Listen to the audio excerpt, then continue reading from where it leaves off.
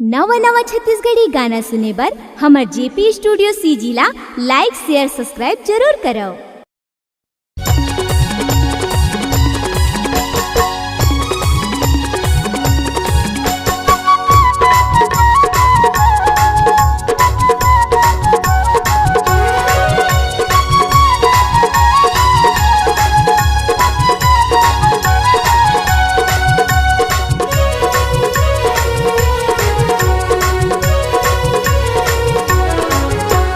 सजनी रे तोर बिना कैसे काटों जिंदगानी रे, मोर सजनी रे तोर बिना कैसे काटों जिंदगानी रे। हाँ मोर सजनी रे तोर बिना कैसे काटों जिंदगानी रे। चमकत रहिस है मोर दुनिया,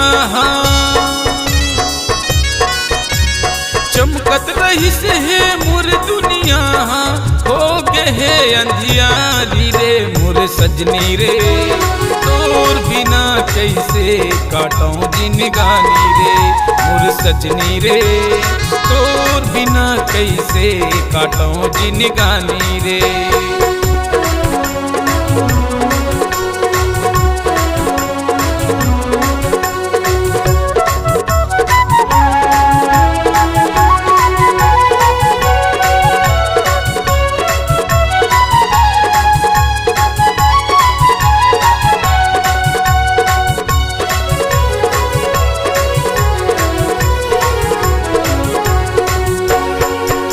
बचपन ले रानी तोला मैं करत हूँ रे, तोला पाए बर रानी कब के मैं मरत हूँ रे।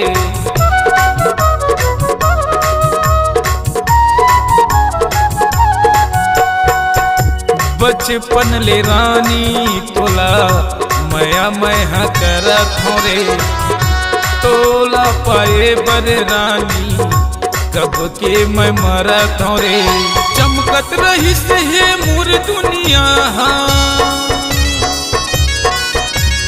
चमकत रहिस है मोर दुनिया, हो गए अंधियारी रे। मोर सजनी रे तोर बिना कैसे काटों जिंदगानी रे, मोर सजनी रे तोर बिना कैसे काटों जिंदगानी रे।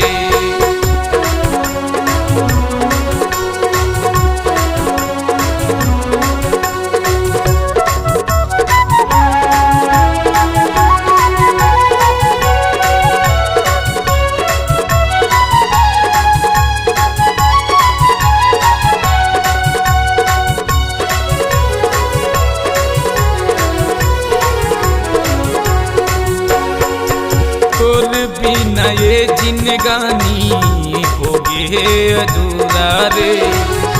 जैसे नदिया के पानी सावन बिना पूरा रे।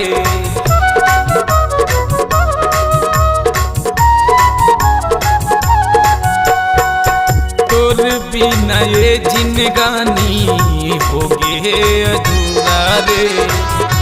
जैसे नदिया के पानी सावन बिना पूरा रे।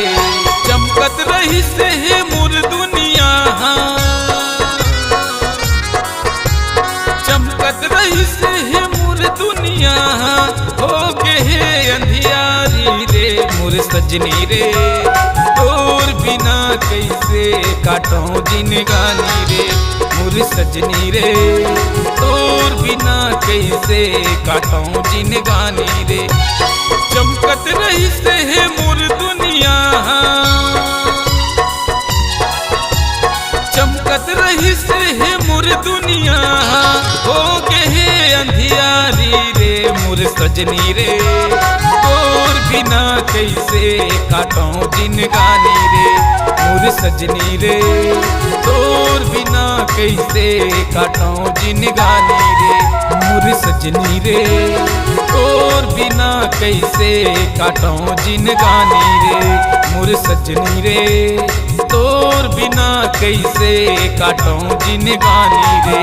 मोर सजनी रे तोर बिना कैसे काटूं जिंदगानी रे।